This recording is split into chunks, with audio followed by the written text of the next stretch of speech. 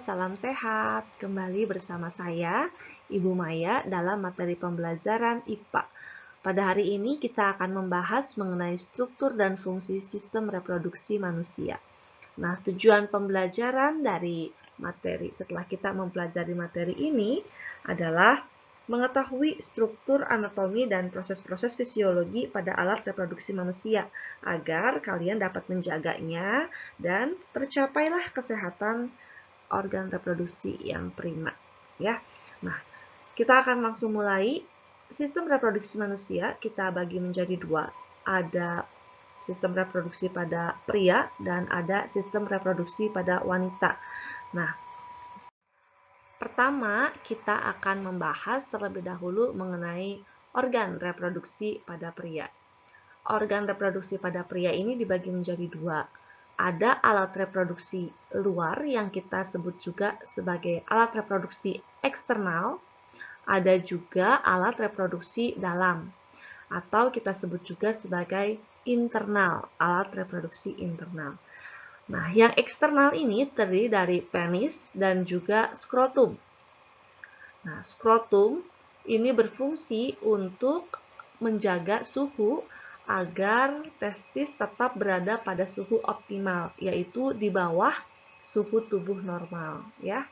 Nah, sedangkan alat reproduksi dalam terdiri dari testis, ada 3 saluran, dan juga ada 3 kelenjar reproduksi. Nah, testis ini dia tadi dilindungi oleh skrotum, ya. Nah, testis ini berguna untuk menghasilkan sel kelamin jantan atau sperma. Nah, juga dia berfungsi untuk menghasilkan hormon testosteron, yaitu hormon yang menimbulkan sifat sekunder pada laki-laki. Contohnya tumbuhnya jakun, kemudian munculnya kumis, ya. Itu sifat sekunder pada laki-laki. Nah, kemudian ada beberapa saluran dan beberapa kelenjar reproduksi. Nah, ini adalah organ reproduksi pria. Tadi kita telah membahas penis dan juga testis, ya. Testis kita sudah bahas dilindungi oleh skrotum. Nah, testis ini tempat menghasilkannya sperma, ya. Sperma yang sudah dihasilkan di testis akan disimpan di epididymis untuk dimatangkan. Jadi, dimatangkan di epididymis. Kemudian, saluran yang kedua adalah vas deferens. Vas deferens ini dia akan membawa sperma yang telah matang dari epididymis akan dikeluarkan menuju uretra. Jadi, saluran yang pertama tadi adalah epididymis, saluran yang kedua adalah vas deferens, ya. Nah, kemudian saluran yang ketiga adalah uretra. Ini adalah saluran yang ketiga. Nah, sebelum sperma dikeluarkan melalui uretra, akan ada beberapa kelenjar yang mensekresikan atau mengeluarkan zat-zat yang dibutuhkan sperma. Yang pertama ada kelenjar vesica seminalis.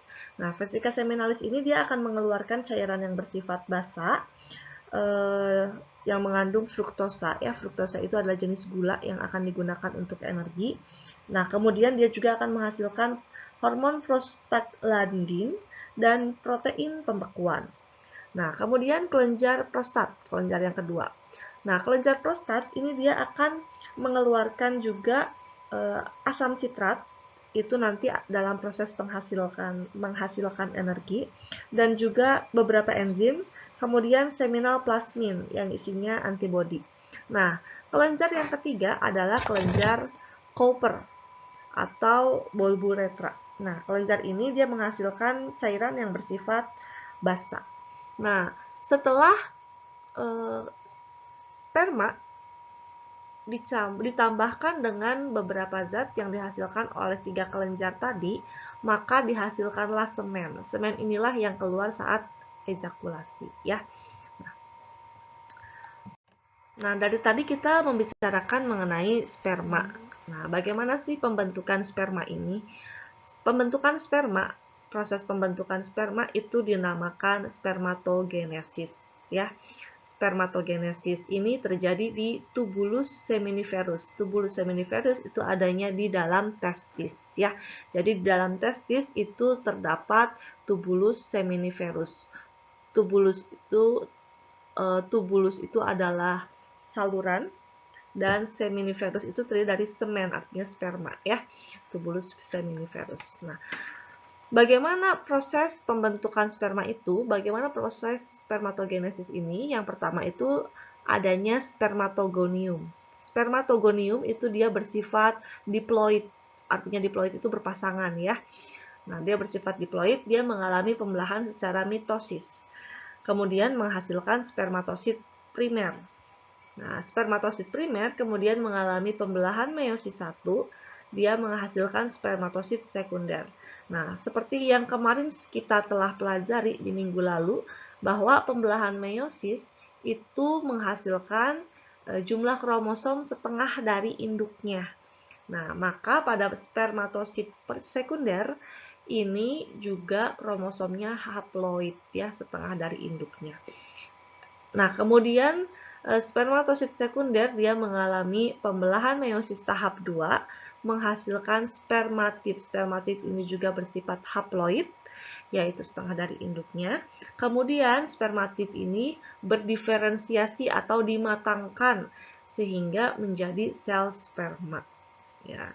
Jadi dari satu spermatogonium, hasil akhir spermatogenesis adalah 4 sel sperma. Ya, dari satu spermatogonium dihasilkan 4 sel sperma. Itulah yang dinamakan spermatogenesis. Kemudian kita akan membahas yang kedua adalah organ reproduksi pada wanita.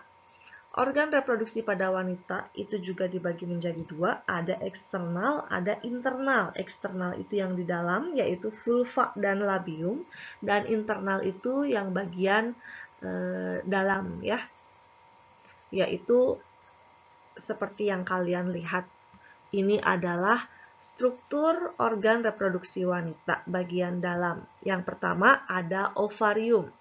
Ovarium ini terdiri dari sepasang ovarium kanan dan kiri ya. Ovarium ini adalah tempat dihasilkannya ovum atau sel kelamin wanita, disebut juga sel telur atau ovum. Dihasilkan di ovarium.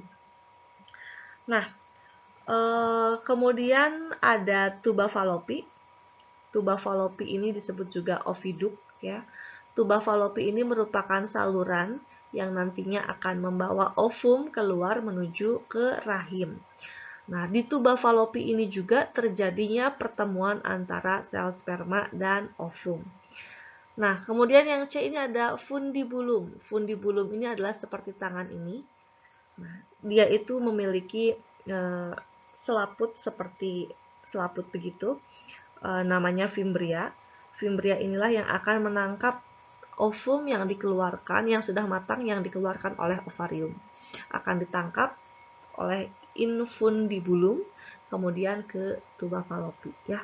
Nah, kemudian yang keempat ada uterus atau rahim. Uterus atau rahim ini adalah tempat berkembangnya janin. Nah, kemudian ada juga endometrium, yaitu lapisan rahim yang bisa menebal, sehingga jika tidak terjadi pembuahan atau fertilisasi ya, jika tidak terjadi pembuahan, nanti lapisan endometrium ini akan luruh yang nantinya akan menjadi menstruasi. Kemudian ada juga serviks atau leher rahim dan kemudian vagina ya, yaitu saluran yang menghubungkan lingkungan luar dengan rahim. Tempat keluarnya bayi ya, saluran keluarnya bayi. Ya, selanjutnya kita akan membahas mengenai pembentukan sel telur atau ovum. Pembentukan ovum ini disebut sebagai oogenesis, terjadinya di ovarium. Bermula ketika anak perempuan masih dalam kandungan. Oogonium dia akan mengalami pembelahan secara mitosis, menghasilkan oosit primer. Nah, kemudian setelah remaja, setelah masa pubertas, artinya organ reproduksinya, hormon reproduksinya telah siap ya. Nah, oosit primer akan mengalami meiosis tahap pertama, menghasilkan oosit sekunder dan juga satu badan polar. Nah, kemudian oosit sekunder ini akan mengalami meiosis tahap 2. Dia akan menghasilkan ootit dan juga satu badan polar. Kemudian badan polar yang tadi, yang ini, dia akan mengalami meiosis 2 juga, menghasilkan 2 badan polar. Nah, kemudian ini tadi karena oosit sekunder ini telah mengalami meiosis, maka di sini adalah haploid ya, atau tidak berpasangan kromosomnya. Ootit ini juga bersifat haploid. Nah, kemudian ootit ini akan mengalami diferensiasi atau pematangan menjadi ovum. Demikian materi pada hari ini, semoga kalian dapat menyimak dengan baik. Silahkan belajar kembali dari buku cetak dan sumber lain yang relevan. Ingat, apa yang kita pelajari hari ini semata-mata adalah untuk pengetahuan kita dalam ilmu pendidikan. Jangan lupa mengerjakan tugasnya. Selamat belajar, Tuhan memberkati.